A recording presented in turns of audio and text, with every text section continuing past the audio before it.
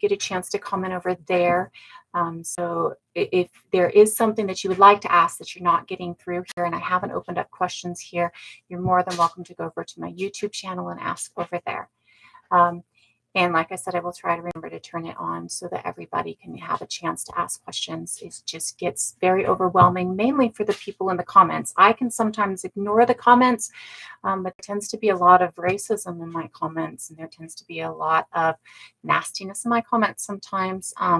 There's certain groups out there that just can't handle science and truth. And so because of that, it gets overwhelming for a lot of the people within my chat. And so I want to make sure that I keep it down. And this is a good way to do it.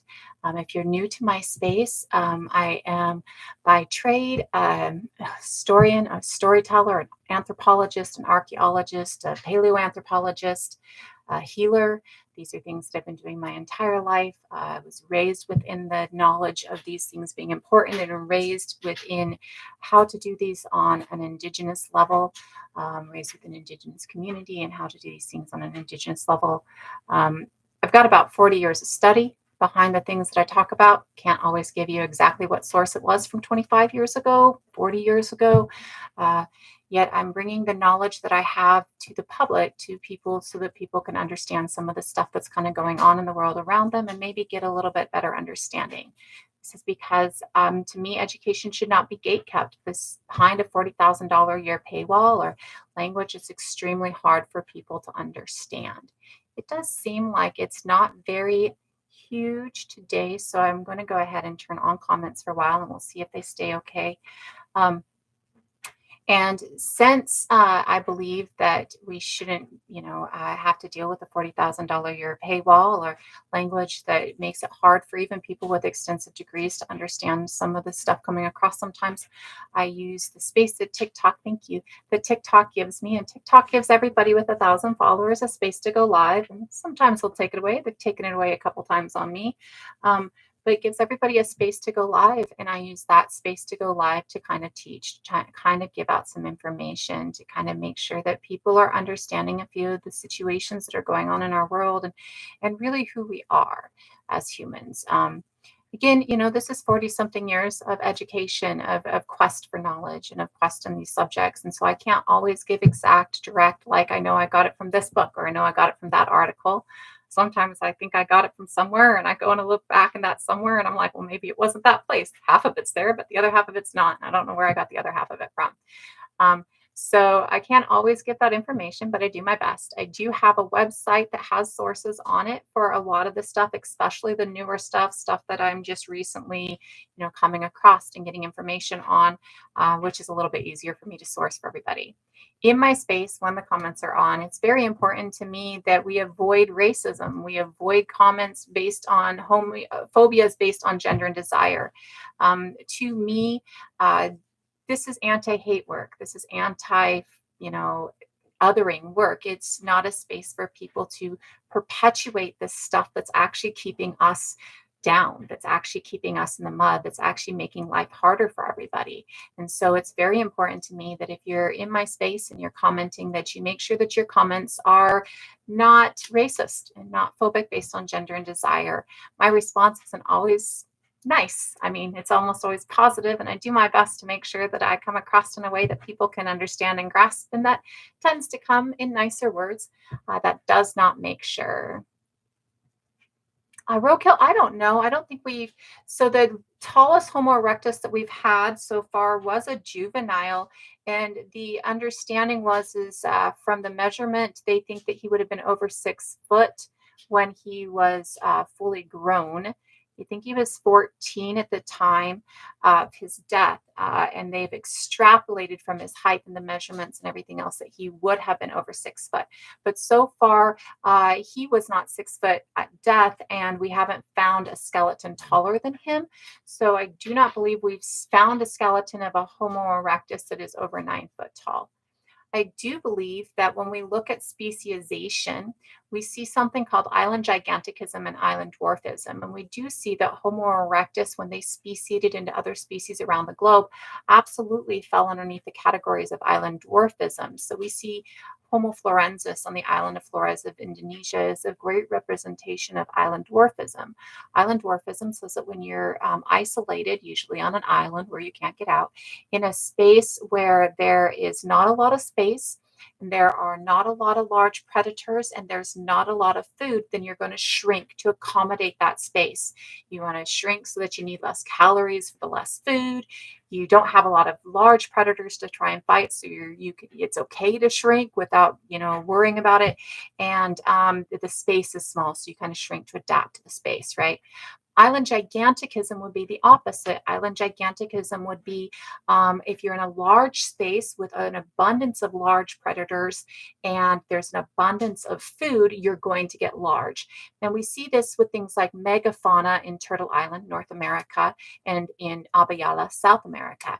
And when we see things like megafauna, it stands to reason that Homo erectus, who does make it to Turtle Island, we have the Cerruti mastodon find at 130,000 years old here in Turtle Island, which would be a descendant species of Homo erectus here in Turtle Island. Um, it makes sense and follows logical lines that Homo erectus could have gone into island giganticism, and that the species that they speciated to here would have been a larger species. Most giants that have been found over the course of history, because there are giant skeletons that have been found over the course of history as far back as ancient Greece, most of the giant skeletons that we have found over the course of history have been between 7 and 9 feet tall. And we do today have people who reach over 7 to 8 feet tall, and we have something called giganticism in DNA today. And there are cases of people who are at least 9 or up to 9 feet tall in giganticism.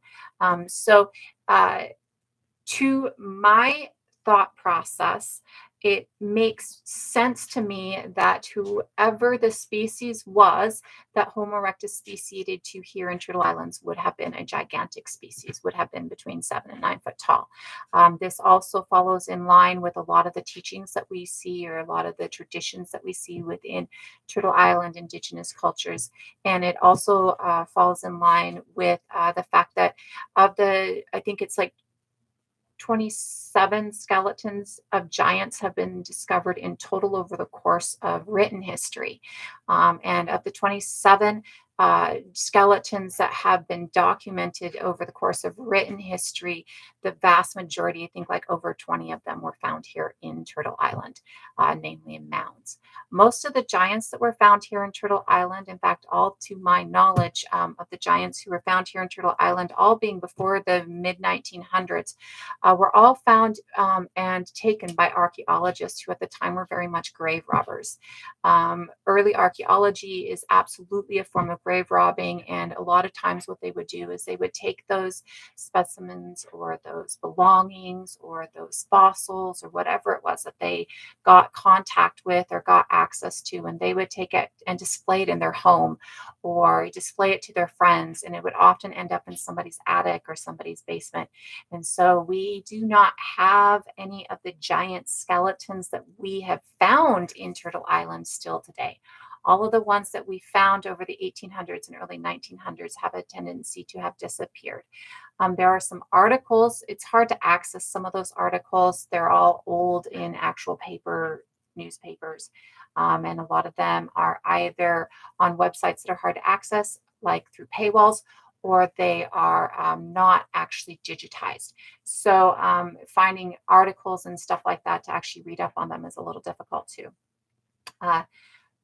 So I do think that Homo erectus could potentially speciate up to 9 foot tall. I do not see where Homo erectus themselves has any evidence of being over 9 foot tall, or even over 6 foot tall, like other than and I think that young juvenile was 14 at death, and they believe he was male. Of course, we don't have DNA on Homo erectus, so we do not know the biological sex of that specimen. But I believe he was not quite 6 foot at the time of his death at 14. They call him him. And they extrapolated that he would have been over 6 foot tall when he grew up. And I gotta keep, like, there's an L that's in my head for his name. And I want to say the Laredo child or the Lapita child, but Lapita is an entirely different culture. And so I know that's not it. And I don't think Laredo has anything to do with it. So I'm trying to think of the name of that that ancestor, that fossilized remains, and I can't think of it off the top of my head for that specific one. Um, for our knowledge, we do see that Homo erectus starts about 2 million years ago. And currently, within the last 6 months, they've actually kind of come to a conclusion that Homo erectus starts out of what we call convergence. Um, we've had several theories of how evolution actually happens and how speciation happens. And of the about 5 different theories of speciation, there has been one that has been theoretical this entire time, and that speciation theory was that was theoretical was the idea of speciation through convergence, many different species coming together, creating a new species. Recently, we have learned that that is how Homo sapien actually comes into being. How we come into being is through convergence. So we actually come into being in a way that's actually theoretical. And after we have learned that Homo erectus comes into being through convergent, or not Homo erectus, Homo sapien comes into being through convergence, we've taken another look at some of the things with Homo erectus. And this is starting to lead us down the idea that Homo erectus itself also comes through speciation, or comes into its space as a species through convergence. The current thought process is that the convergence is between probably Paranthropus boisei, which the genus of Paranthropus boisei would be Paranthropus, and the species would be Boisei, whereas Homo is the genus for us and Homo erectus and any other Homo species, where our species is sapien and theirs is erectus. So we are talking about species within a different genus than us, though that might be shifting as we look at things a little differently. So Paranthropus boisei and Homo habilis and possibly some Australopithecine thought process converging to create Homo erectus. Currently, when we look at Homo erectus, we see a species that seems to have very broad morphology. Morphology within Homo sapiens is really kind of like phrenology and stuff like that. It's a very unscientific and kind of outdated thought process. It doesn't really, the idea that your skull dictates what your race is, since race doesn't really exist. These kind of ideas are really outdated.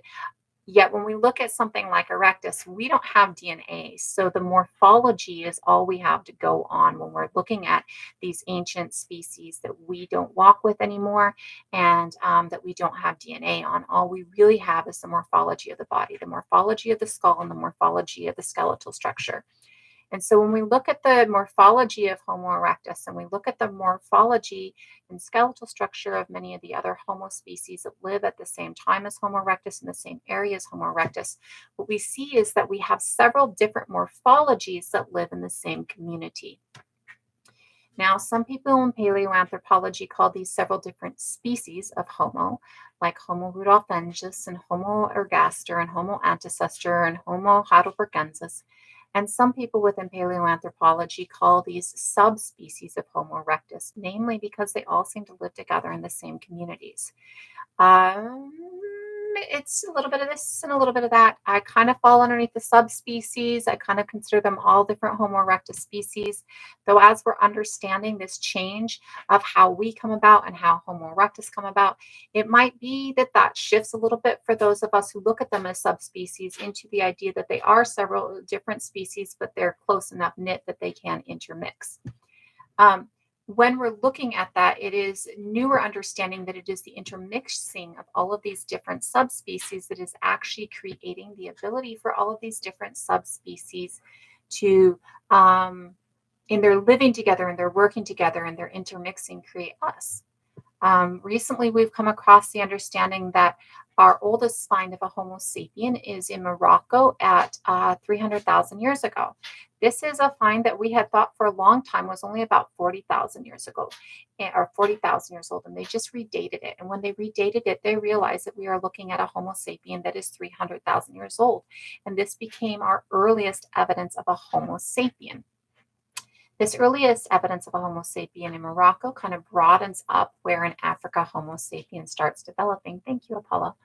And when it starts broadening up where Homo sapiens starts developing, we start to see that Homo sapiens starts to develop out of several different bands. We like to use a couple of words in common parlance that aren't really used correctly. And one of those words is tribe. Tribe is a community based on genetic lineage. Band is a community based on not genetic lineage. So a tribe is a community where maybe a matriarch has 10 daughters and all of her daughters end up starting clans within their community. And as time goes on, they bring men from outside the community in and they trace their line through the children's line of the mother, right? So this might be a matrilineal tribe. Whereas a band is going to be a space where you have several different, maybe species in this case, or maybe different genealogy or lineages of human, Homo sapien, all converging together in the same space to form community. This really happens when you don't have a lot of people. Like if all I have is five people in my family, five people isn't going to subsist us. Five people isn't going to give us everything we need. It's not going to protect us. It's not going to provide shelter enough. It's not going to provide enough sustenance. It's not going to provide enough care for any children. And so I'm going to need other people to help me with that. And so if my family is a Homo sapien family, and there's another family that's a Neanderthal family and another family that's Denisovan family, we might all converge together in the same band, in the same community, so that we can ensure that each other are safe, that we can ensure that each other has enough sustenance, that we can ensure that each other has enough. And so when we're looking at these early groups of humans, including us, we see that there are bands, not tribes. And in these bands, we see that there are several different species or subspecies of Homo erectus that are all kind of living together within Africa.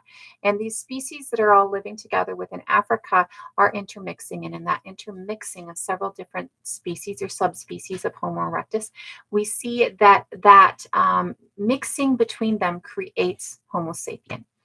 We see that the first and the earliest that we see is 300,000 years ago in Morocco. We start to see a few others roughly 200,000 years ago as we come along. And the current understanding is that there are about 2 to 3 groups of Homo sapien that develop out of these different bands. So if I have a band to the north and a band to the west and a band to the south, and they're all mixed bands of different species, in each of those bands, a pocket of Homo sapiens starts developing from all of that intermixing. So maybe I have 3 in the north and 5 in the west and 10 in the south. And when all of these different bands meet up in maybe a yearly or a semi-yearly or something like that group and meeting, or maybe they're just traveling regularly, they start to see other people who look like them and maybe they start to converge with them a little bit more. And it is our current understanding that 2 to 3 groups of early Homo sapiens converging into a final Homo sapien species happens at about 135 to 125,000 years ago. By this point, Homo sapien has already been seen outside of Africa in the Levant area. Of course, at this time, this isn't really outside of Africa. At this point of time, we're looking at a space that's very much connected to Africa still. The Arabian Peninsula currently is only separated by a pretty narrow sea, and it's a pretty shallow sea. When we look at 100,000 years ago, 200,000 years ago, and we're looking at heavy glaciation periods, heavy ice age periods, the glaciation gobbles up all the water in the planet, right? And so your sea level's lower. And when the sea level's lower, the Arabian Peninsula and Africa become a connected space. And so when the Arabian Peninsula and Africa are a connected space, and we're seeing Homo sapien and Homo neanderthal in the Arabian Peninsula area and in the Levant area, we're seeing the first convergence of Homo sapien with Neanderthal. This is a space that Homo sapien mixes with Neanderthal for about 100,000 years. We see that we're out of Africa into this space at roughly 150,000 years ago. And at roughly 150,000 years ago, when we get into this space, we're meeting up with Neanderthals. And we are at this time not considered by today's understanding within the last 6 months to have solidified as a singular species already. Now, we do know that today, Homo sapien, us, is absolutely a singular species on this planet. It has a lot of admixture from other species. We have admixture from Neanderthal and Denisovan, and really everybody on the planet except for two spaces in Africa, the Kwai population and the Oyo population, has admixture from Neanderthal. Most of Africa and most of Western Eurasia have 1 to 2% admixture from Neanderthal. When you get over to Eastern Eurasia, you start to see that admixture go up. The highest percentage is in Asia, and it is roughly 5%. Um, as you move outside of this space and you start to look at Homo sapien, well, first let me touch on inside. So the people within Africa, today's Homo sapiens within Africa, really everybody except for two populations has 1 to 2% Neanderthal DNA. And this has to do with pre-colonized finds. This is not post-colonial, so it's not European admixture. This is admixture that came directly from the Neanderthals during this time in the Levant area. So when you look at those two populations within Africa that do not have Neanderthal DNA, the Oyo population of West Africa and the Kwai population of South Africa, you're looking at two spaces where they have admixture from three what we call ghost species within them. Ghost species are species that we see a little fragment of them in our DNA, like we see a little fragment of Neanderthal, a little fragment of Denisovan in our DNA, but because we haven't found the species in the fossil record yet, we haven't gotten a full genome off of a species in the fossil record that matches to their fragment of DNA, we don't know who they were. We don't have a whole genome, so we call them a ghost species. So when we're looking at Africa, we see that, again, most of the African population pre-colonialism has 1 to 2% Neanderthal DNA, and that the two populations that do not have any Neanderthal DNA, the Oyo population, the Kwai population, do have three ghost species. When we're moving outside of this area, we see that across the rest of the world, everybody has Neanderthal. That the people of Southeast Asia, the islands of the South Pacific, and Australia and Australasia all have Denisovan DNA. And when we, that's the weirdest comment ever, Stormy, take it elsewhere. When we look across the planet, we also see that people in Turtle Island, again, North America, and people in Abayala, again, South America, have 0.02 to 0.03% Denisovan DNA as well, which has really gotten us to the point that we can understand that people coming to Turtle Island and people coming to Abayala are not coming through a Bering land bridge. That is, the land bridge theory has kind of been debunked. Now, there are people that are coming across later during that time, and there is backward migration during that time, but there are already people here within Turtle Island and people here in Abayala for roughly at least 35,000 years. New DNA evidence is showing probably 52,000 years. And we are totally seeing that there is that migration along the southern boat route. Thank you so much. Along the southern boat route that's coming across. The southern boat route is along the islands of the South Pacific. And this is one of those things where you're going to see that during these time periods, you're going to see water levels are lower. So there are entire continents that have disappeared in the South Pacific that we just discovered that a continent that has been discussed for the last several hundred years is still actually there, but because the water has risen, it's only a small island now. And so everybody's been thinking that this was a mythical continent, but now they're like, oh, never mind, that continent's there. The Ring of Fire of the South Pacific also will erupt islands, create islands, and disappear islands on a regular basis. The reason that people think that Polynesians are only about 2,500 years within the Polynesian islands,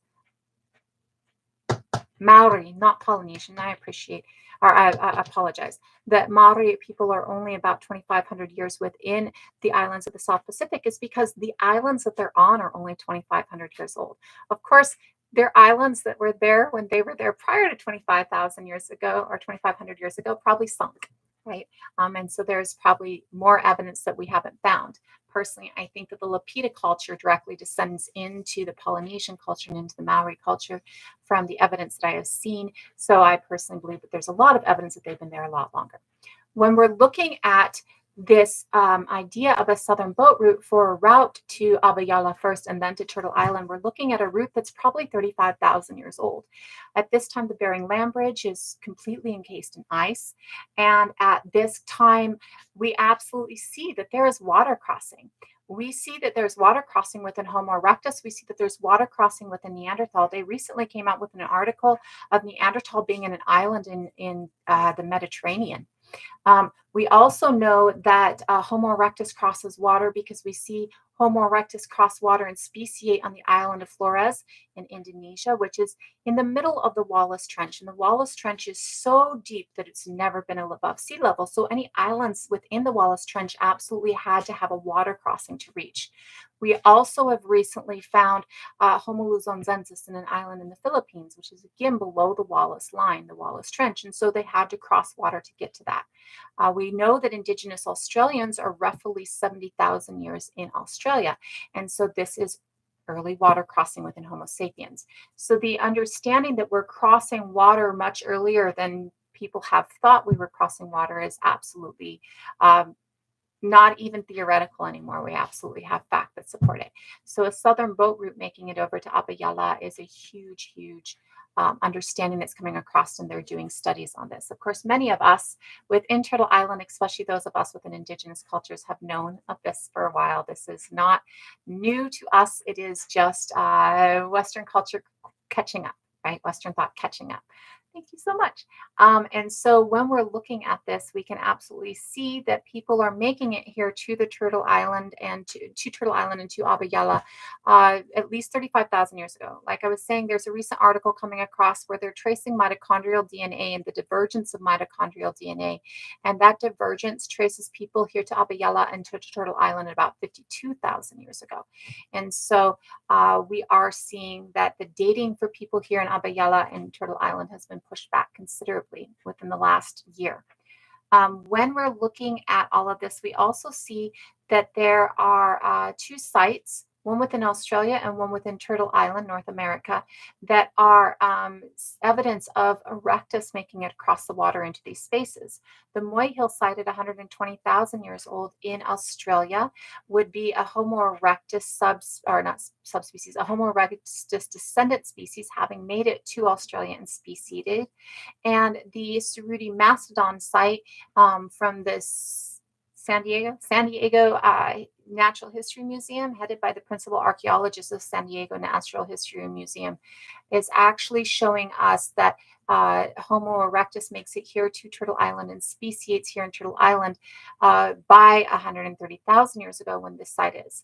When we look at ghost species in different populations, we see that there is a ghost species within Indigenous Australians, which would connect to whatever species has descended from Homo erectus in Australia for the Moy Hill site.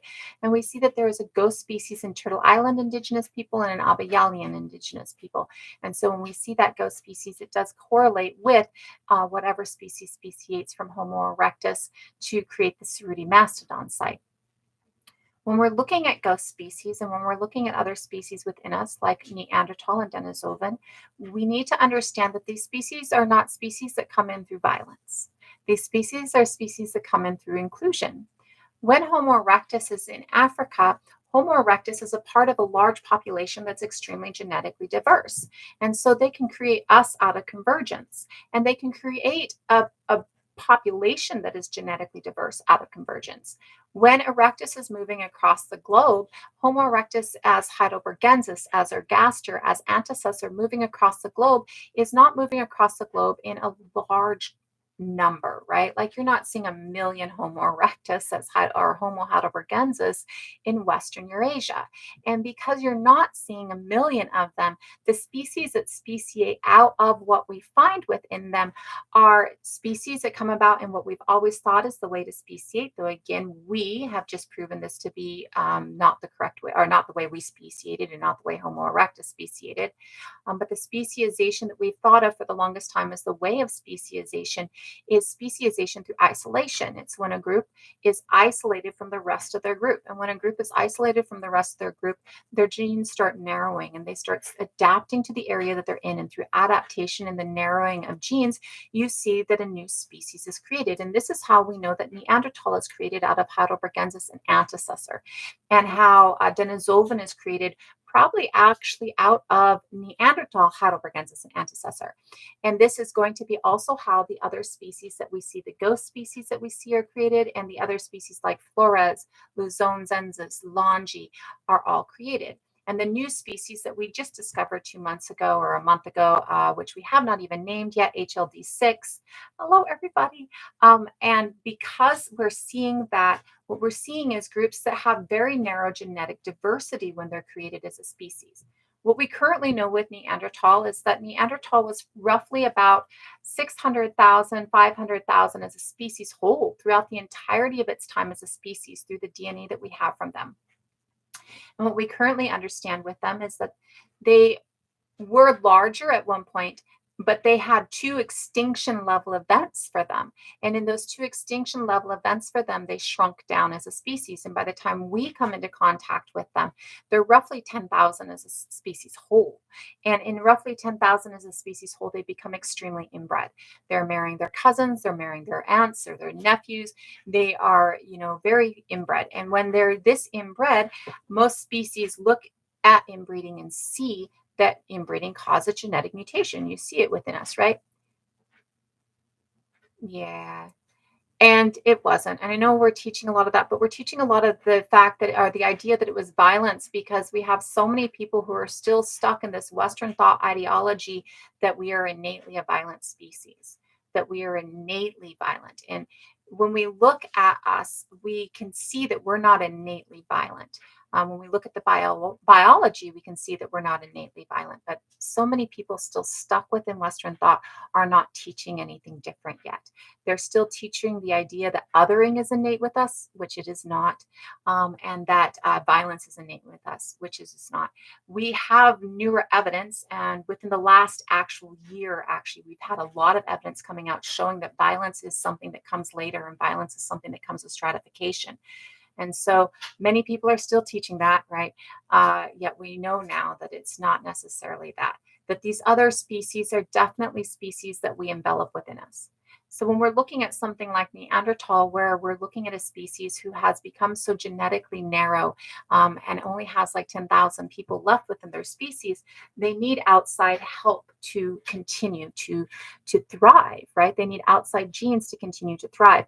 When we look at what colonization has done to Homo sapien, we see very many spaces like the Taino people who were brought down to a point of almost complete eradication, where there was what we call functional extinction, which is where there's not enough of the original group left to make more babies without becoming inbred. And so they have to get genetics from outside, right? And so we see this with the buffalo here in Turtle Island. We see that bison is the correct term, that the bison here within Turtle Island were driven to functional extinction by the colonists when they were trying to use the functional extinction of the bison to kill off the indigenous people. And that to bring bison back from functional extinction, they had to bring cattle from Europe and bison from Europe and mix them, because European bison and Turtle Island bison are actually genetically linked. Like, I think they both actually start. I think bison is a backward migration into Turtle Island, but I can't remember, or a migration into Turtle Island, but I can't remember. So I know that horses start here, but I think bison start there. So um, I can't remember off the top of my head perfectly, but I think that's so. When we're looking at that, we're seeing that they were genetically close enough that they could actually intermix. And so when we're looking at Neanderthal and we're looking at Denisovan, we're looking at the same thing. We're looking at species who, by the time we meet up with them, are so genetically narrow. They never had a great deal of genetic diversity because of how many people were actually involved in their creation as a species, and because they never had a whole lot of genetic diversity to start with. By the time we get to them being so narrow genetically, them mixing with us, them being an admixture for us, actually creates a space where there's more DNA of Neanderthal on the planet today than there ever was during the entirety of Neanderthal's time as a species whole. During the entire time that Neanderthals as a genome whole were here. And so it is through that intermixing with us, it is through that inclusion within us, it is through that envelopment within us that Neanderthal is able to carry on when they would not have been able to. We see the same thing with Homo denisovan. We actually have no evidence of us doing anything to cause physical harm to Neanderthal or any other species and being the reason that any other species dies out. Any evidence that can be attributed to violence prior to 10,000 years ago is not only attributed to violence. So it's not definitive evidence of violence. Like if I have a cave in on my skull, like Shanidar 1, if my skull has been caved in, this could come from a number of different things. I could have been hit by a falling rock in a cave, or I could have been hit by another person with a rock, or I could have been out in a landslide, or, there's several different ways that I could have had my skull stove in without it actually being somebody committing an act of violence against me, right? So we have no definitive violence before 10,000 years ago. And because we have no definitive violence before 10,000 years ago, there's no evidence that we caused violence to any other species. And when we look at our species and the way that our species propagates and the way that our species thrives, we see that violence is toxic to that. And we don't naturally create within us things that are toxic to species survival. No species naturally creates in it things that are toxic to its own survival. I don't really understand a lot with the uncanny valley on why we are weirded out. I do know that a lot of people have identified that for autistic people, or for people who are on the autistic spectrum, or people who are neurodivergent, that many normies or neurotypicals can experience the uncanny valley effect with them. So it's really hard to decide. And I do know that with our newest understanding of hello, Luna, how we come across, or how we come about as being a convergence of a species, it makes very little sense for us to be looking at other species and see something not quite human, because we came out of multiples of not quite human. If we start out in a group where, we're the only one out of Heidelbergensis antisenser, ergaster, Rudolfensis erectus, maybe even some Naledias around, which looks extremely different. If we start out at a time where all of these other species are living together, right, it makes no sense for us to look at another species and go, oh, you're not quite me, because our entirety of our life has been spent with you're not quite me. In fact, up until, well, they think that Denisovan actually doesn't go to extinct until 13,000 years ago. So up until roughly 13,000 years ago, we lived with people that were not quite us in a frequent scale. And so when we're living with so many other people who are not quite us in a frequent scale, it makes sense that we would not feel uncomfortable. We would feel like you're human, right? You're like me enough, right? You're like me enough. I'm fucking you. So you're like me enough, right? So I'm not exactly sure with the uncanny valley where this is coming, or where we're getting the uncanny valley from. I do understand that it's there, right? And I do understand that it has a lot of effect on today, right?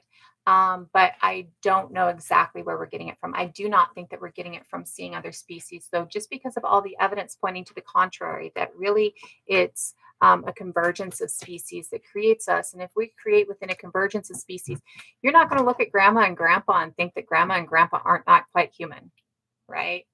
Like if in your family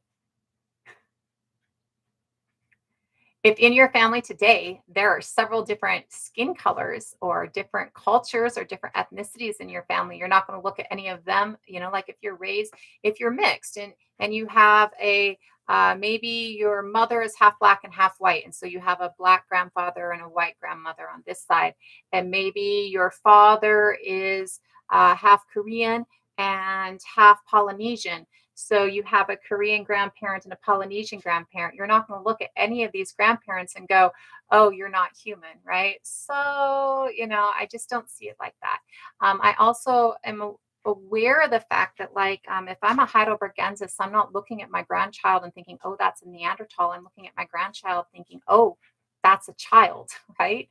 So this idea that we're looking at others, we're noticing when species are becoming other species, or we're seeing these as other species, or we're seeing the difference in our grandparents and in our grandchildren, is kind of false logic to me. Now, that doesn't mean the uncanny valley is false logic. I do believe that the uncanny valley exists. I don't believe that the uncanny valley exists, though, due to othering of other humans. Only the Selkies aren't human in some family lines, except for the fact that the Selkies seem to have actually been the Finn. This is my topic. Actually, I am part Selkie because I have a great grandmother who was a Selkie. And in the family legends and the family stories, the Selkies, uh, one of the brides of one of my grandfathers was a Selkie. The Selkie are people who are seal people. This is in Ireland and in Scotland, in Celtic areas, in Iberian areas next to the Arctic. When we look at the Finn, we see that the Finnish people within the Arctic were using kayaks covered in sealskin,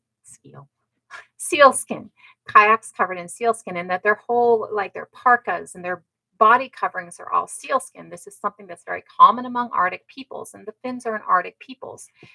We also see that in the Scottish and in the Irish, Selkie children are often identified as being Selkie children because of webbed fingers or webbed toes. I have webbed toes. My grandfather has the same two webbed toes. He's the Irish grandfather.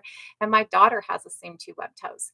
And we see that within mythology and folklore within Irish and Scottish spaces that children of Selkies have webbed toes. We look within, or webbed toes and webbed fingers. We look within the Finnic people and we see that the Finns actually have um, uh, a genetic it's not quite a mutation, but a genetic, well, I guess they call it a mutation. I don't like the word mutation so much, but have a genetic part of them that actually passes on the gene for having webbed fingers and webbed toes. So when we look at the archaeology and the record of things going through, right, we're actually seeing that you can trace the Selkies to actually being a people that exist, right? Instead of being a mythology. And you can see where the mythology comes out. Personally, I believe this is where we get the furball. I believe we get a holdout of Neanderthal up in the British area, up in the island of Britain. I believe that we have a holdout of Neanderthal there. And so when we're moving in, and in Ireland, and so when we're moving in, we're seeing this holdout of Neanderthal there. I see, personally, to me, I think that Tuatha De Danann is going to be the same thing. Personally, to me, when I look at the mythologies across the planet, I see that the mythologies talk about other groups of people that actually exist. They just have idealized them or fantasized them in the mythology, right? Personally, well, okay, so like within the sagas, the word troll within the sagas, and at this time actually is the Sami people. So when they're talking about trolls within the saga, what they're talking about is it's a slur for Sami. So when we see that,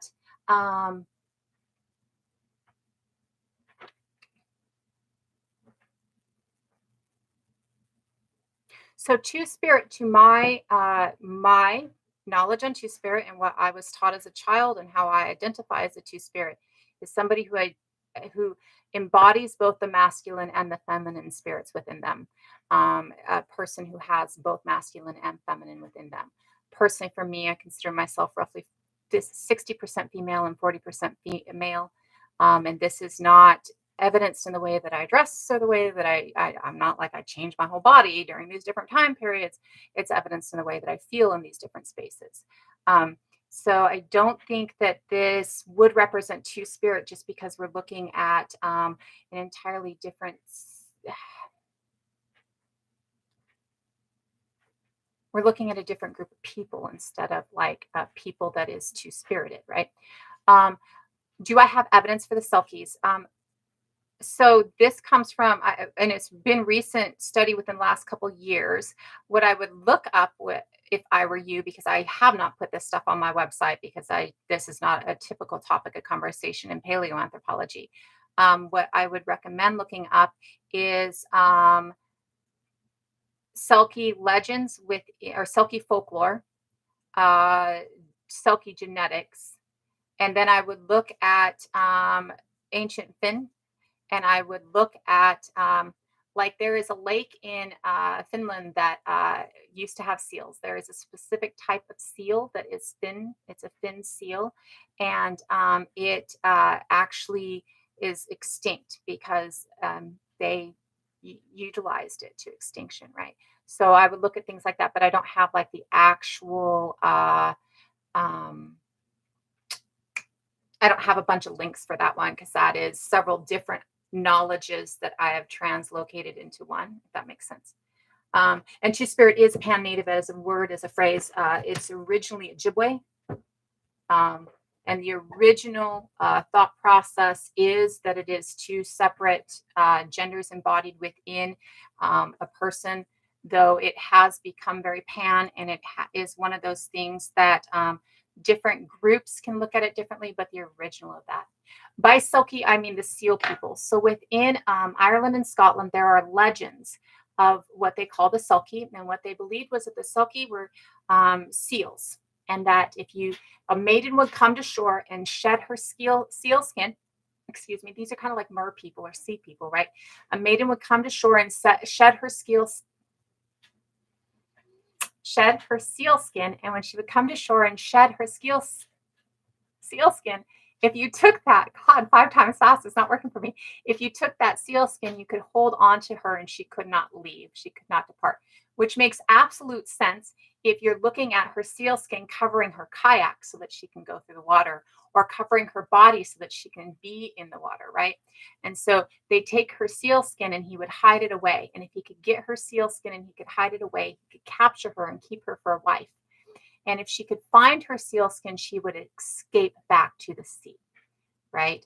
And so within Celtic mythology from the Irish and the Scottish regions, this becomes one of those things that is, to my mind, explaining an actual action, explaining an actual people that are there, explaining an actual thing that is going on.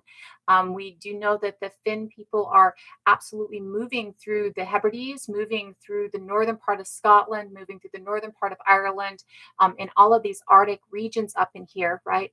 Greenland, things like that, that they're traveling in all of these regions. And we know that they're traveling in all of these regions through kayaks, and we know that they're traveling through all of these regions with sealskin, using sealskin coverings. The reason that they're using the sealskin coverings on their kayaks is because sealskin is waterproof. And it also has, if you lay it right on the kayak, the fur is going to, one second.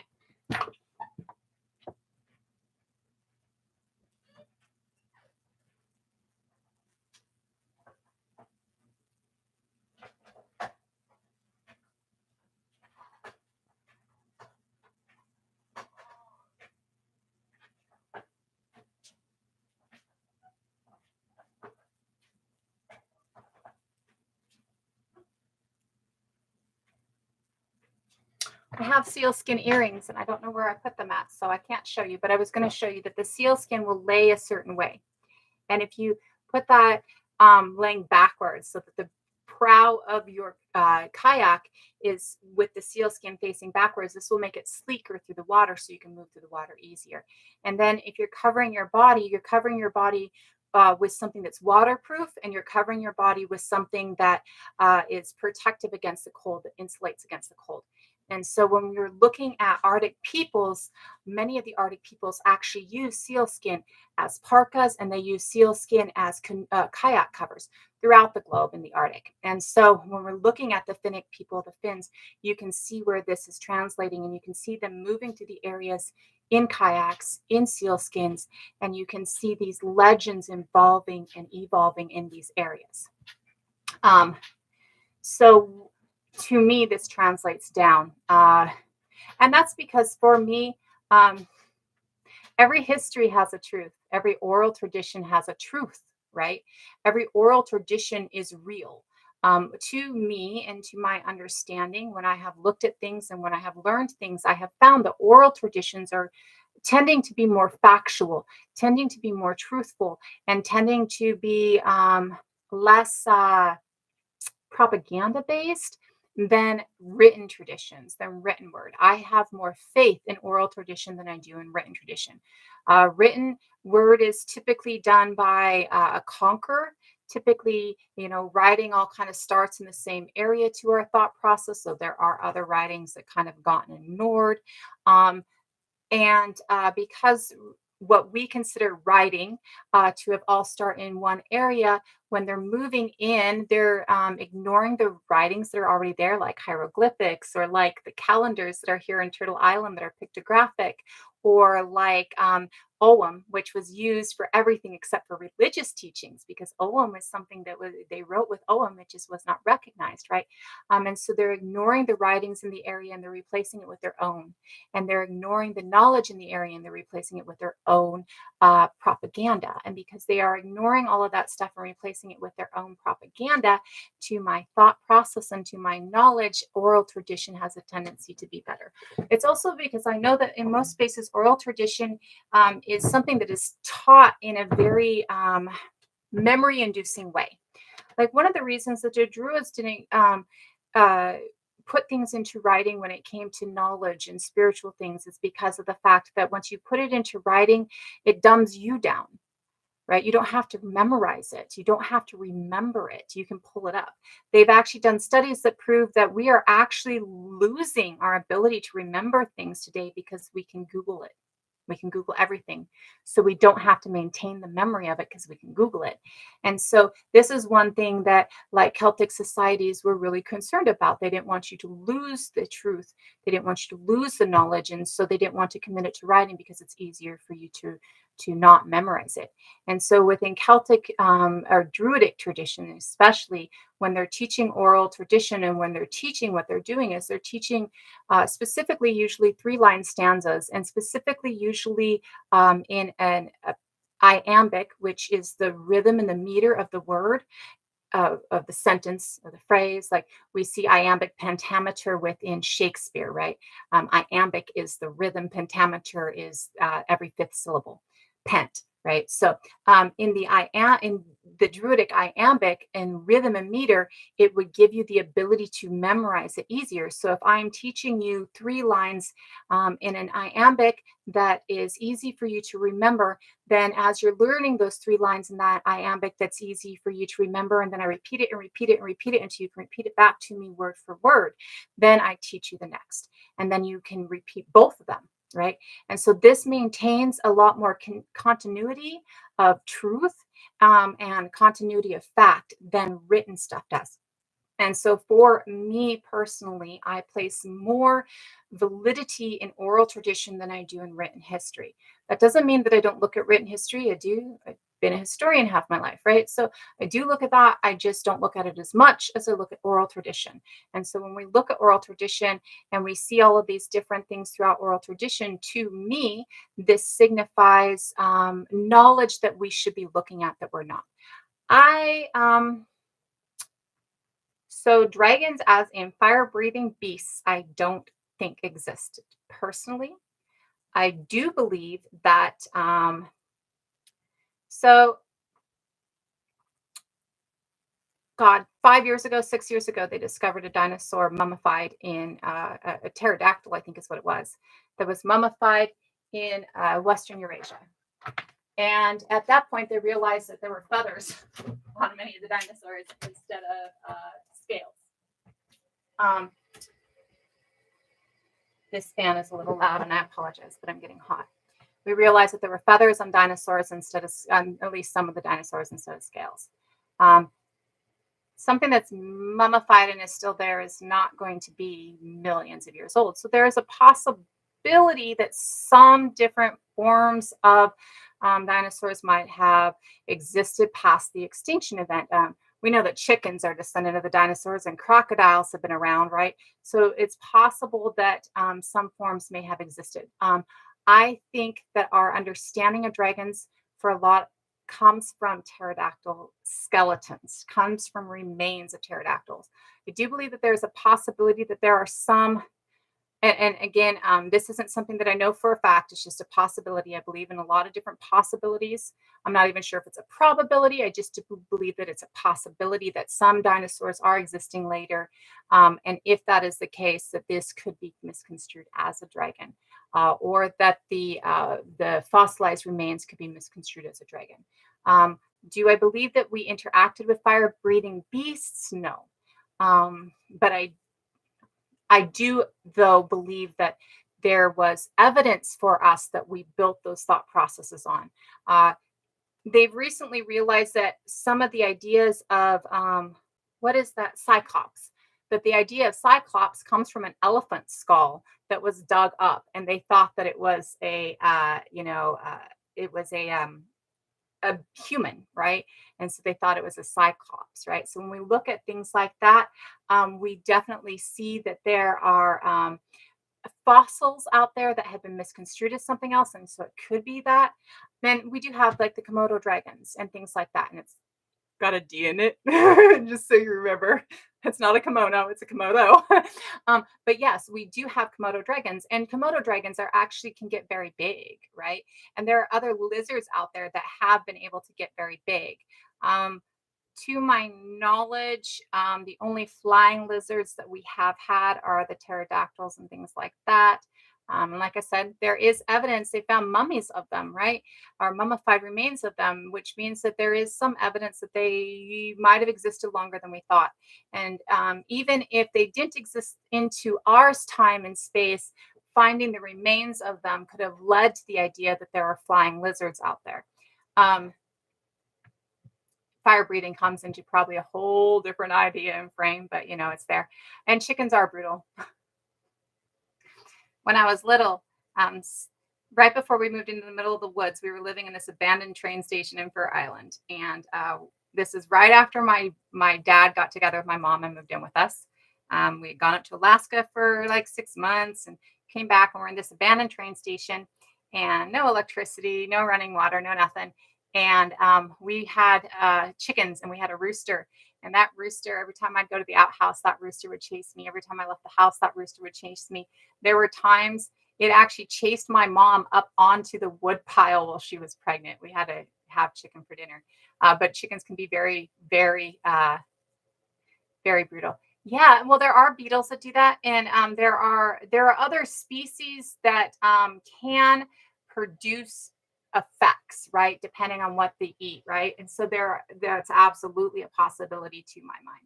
Again, I believe that there are a lot of different possibilities out there. I'm not sure some things I'm not sure about the probability of, but I do believe in a lot of different possibilities, and I think that anything that's probable is likely, and that anything that is possible could be probable. You just have to look at it a little bit deeper and see, right? So you can absolutely see that. But I'm not for sure. I also think that unicorns are something that, we probably had something similar, and that's where it comes about in our thought process. Um, we actually have like there's thought process that rhinos are the unicorn. There's thought process of narwhals being the unicorn. There's thought process of several different species that were looked at and thought of as a unicorn. There's also thought process that we're looking at like a hoofed creature that has gone extinct, just different things along those lines. Whether or not that unicorn have mystical magical powers might be an entirely different scenario, right? But whether or not we had a creature out there that had a singular horn that was a hoofed creature, I think that's entirely probable. We have lots of there's an antelope that its horns can twine together today, right? Like, so there's antelope that can be, or when it's seen in a sideways view, it can be seen as a unicorn, right? So there are definite things out there that lend to the idea that these things could have existed, right? Well, and so there is that theory that it is a mistranslation of the one-horned rhino, right? There is also theory, like I said, that it's narwhals. There's also theory that it has to do with antelopes. I've heard several different, right? Oh, I love the Venus of Willendorf. She's gorgeous. But there are several different theories that come along this. And so because there are several different theories that come along this, is it possible? Yeah, absolutely. Are dragons possible? Again, like I said, I don't think the unicorn as a mystical magical beast that can heal you with the touch of its horn is possible. I do believe that the possibility of any creature that exists that looks like a unicorn and is mistaken to be mystical and magical is possible. Um, Dragons as fire breathing flying things, I don't think that that's happening. Is it possible that something could breathe fire or breathe some form of smoke or breathe something like the bombardier beetle? Absolutely. I'm not sure if you tie them all together, right? If that works. We haven't found evidence, right? Um, but again, right? Let's, look at it. Well, it's actually that the beautiful curvy women, especially before agriculture, it's and we this actually subsists until relatively recently. The idea that a woman who is full figured actually is rich enough to eat, right? She actually is able to provide enough for her family to eat. She is actually able enough to, provide for her community enough that she can eat. And there is proof that, fertility can increase with health, and that actually being larger in physical size can actually be healthier, especially if you are still living in a time where you can have lean and fat years. So yes, it would have been before wealth. The wealth would have been looked at as different, right? So we think of wealth as how much money you can accumulate, how much you can hoard. Whereas in a time before, wealth isn't about what you have, it's about being stable and secure, right? It's about always having food on the table. You're wealthy in life if you have a safe and stable home and you always have food on the table, right? And so when you're looking at a woman who has enough food to get to a larger portion size, right? To get to a larger size, to have enough food that she's actually able to store some of that food for later, you are looking at a woman who is wealthy because she's able to have excess food, right? And in a time when excess food, I think we have more excess food in this time period than most people do. But in a time period where most people don't think we had a lot of excess food translates into wealth, right? Yes, absolutely. The idea that skinny is sexy is recent, and it is absolutely related to Protestant. No, well, Christianity. It's absolutely related to that idealism, right? And it is absolutely related to women being property. And I don't mean just in the sense of slavery or in chattel slavery or things like that, but the idea that exists within Christianity that women are the property of men, right? It's a Western thought process. Hey, Kushi. Um, so I think that, well, my everything I've seen shows that the idea that we're supposed to be skinny is way more recent, and that larger women have been sexier throughout history. Balance is a huge thing for us. Another thing that's huge for us is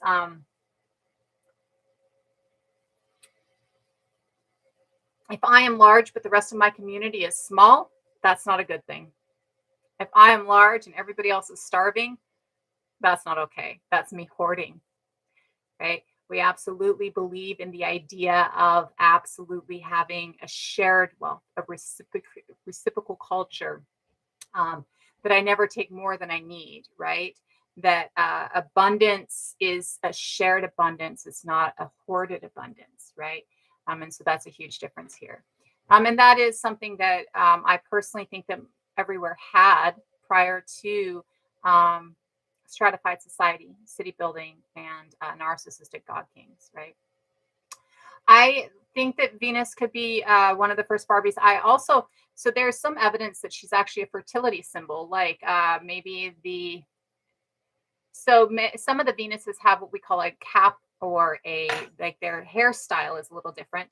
Um, and it looks like it's either shells braided into the hair or a cap of shells. Um, One of them, it's all just on the head, but it's a cap of shells, and it looks like little, or it could even be tiny little buns all across the hair, right? And one of them has longer braids that seem to have like a shell cap over them, or shells in the braid. Um, I have started to come to the conclusion within the last couple of years that this is probably a signifier of a fertility role within a culture. So maybe this is your midwives. Maybe this is the women who are, leading that feminine mystique side, right? Leading the side of creation, right? And so things like that.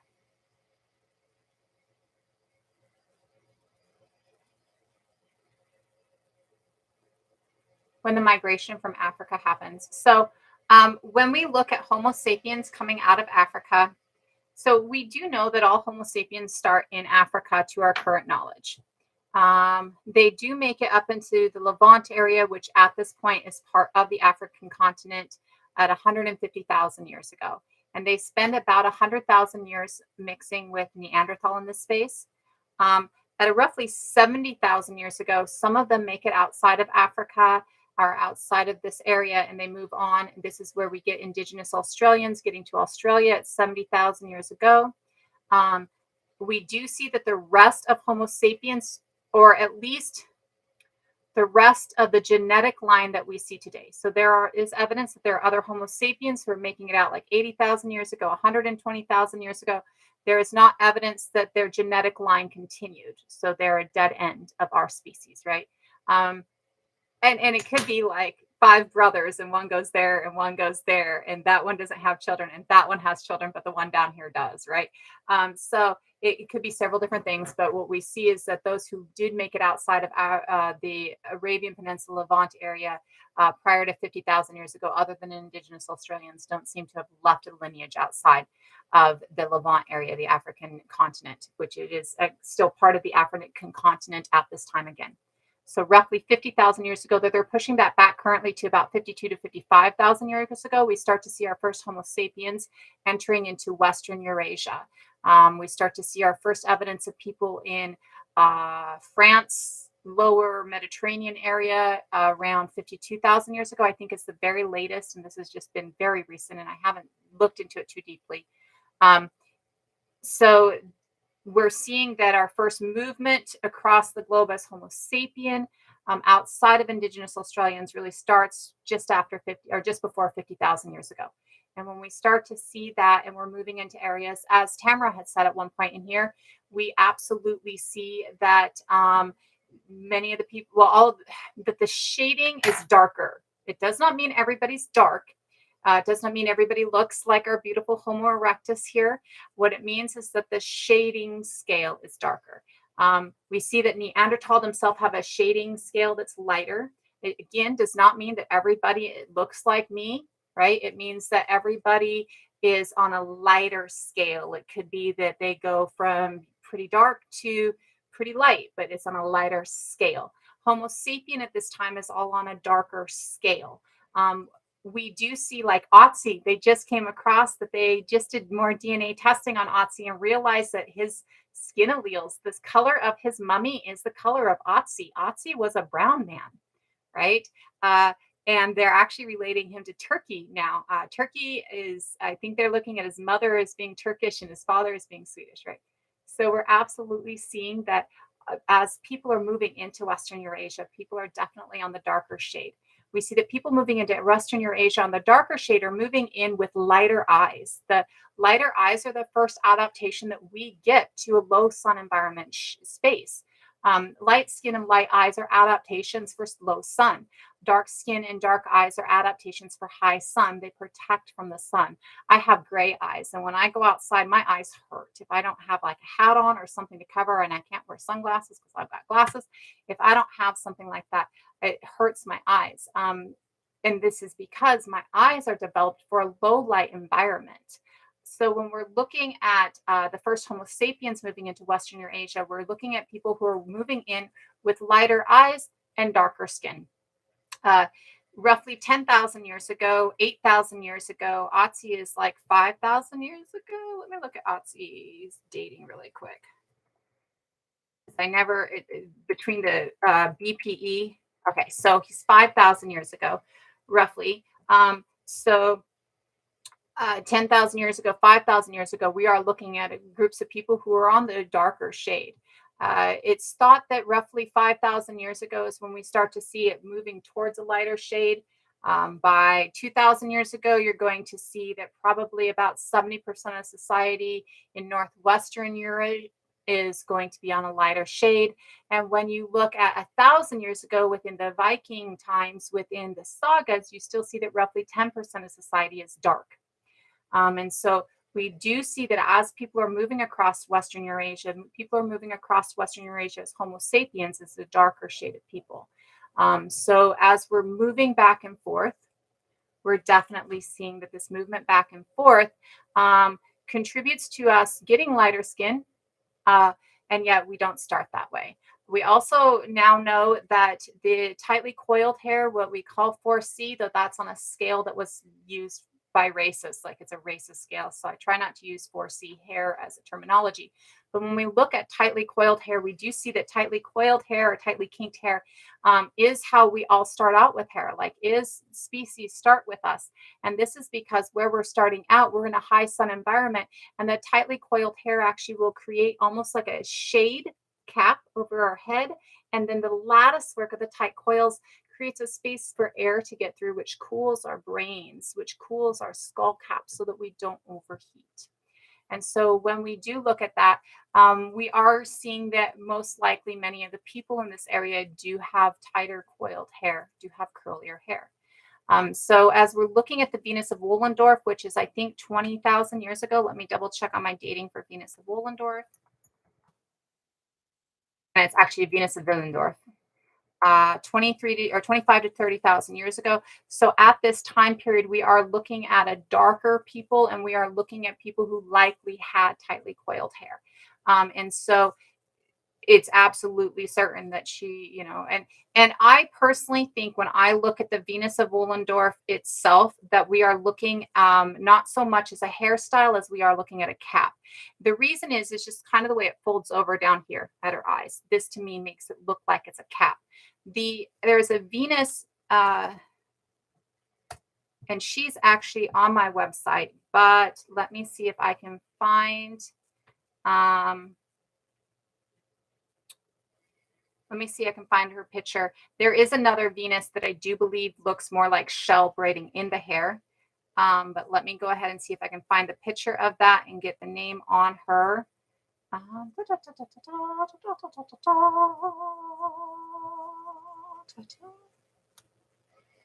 Nope. Let's see.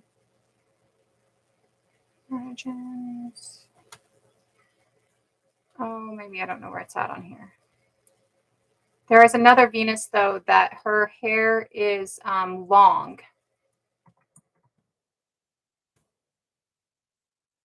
And let me get her name.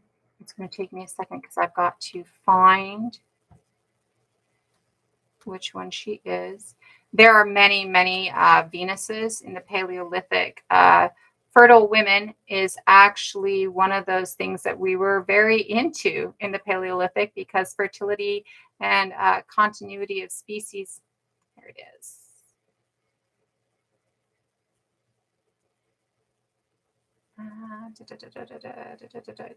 Oh, come on, don't. You got to tell me which one she is. Venus of Holofels.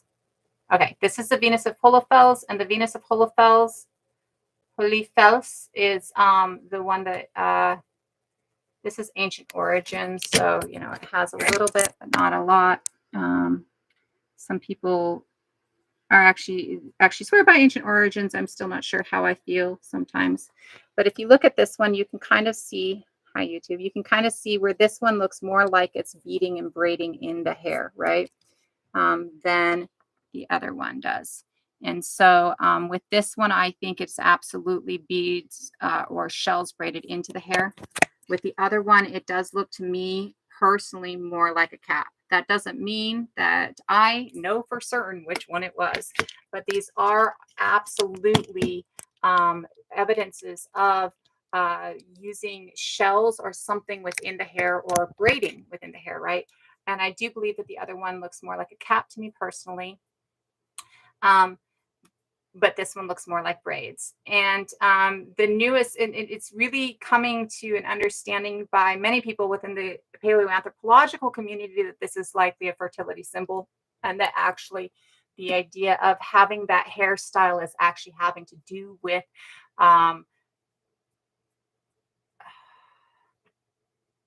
profession. I'm trying to think of the right word for it. Profession. And so we're not exactly sure.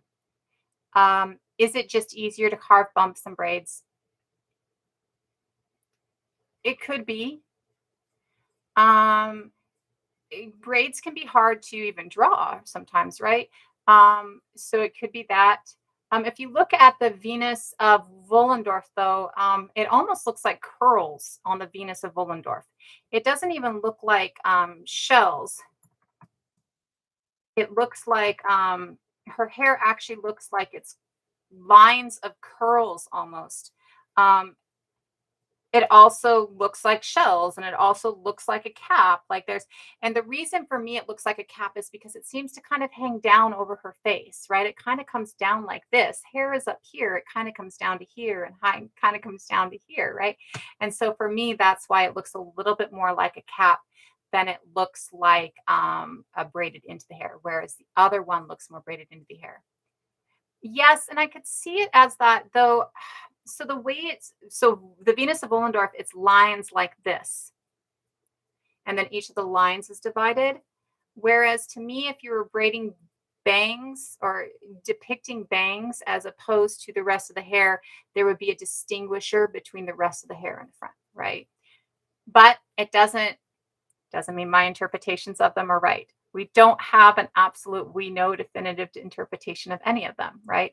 It could absolutely be shells braided in the hair. It could absolutely just be braids. It could absolutely have nothing to do with shells. It could absolutely be hoods. It could, there's a myriad of different things that are on the horizon of our supposed, of our, we think this is it. It doesn't necessarily mean that any of them are the actuals. Oh, my brother's here early. Um, Shit. I'm going to go. I adore you guys all. I'll be back later, but my brother's here to visit me and I need to spend some time with him. Much love to everybody. And I didn't think he was going to get here till 2. So I apologize. Much love to everybody. And I'll see you guys all later. Have a great day. Bye, YouTube. Much love. I'll see you guys later. Have a great day.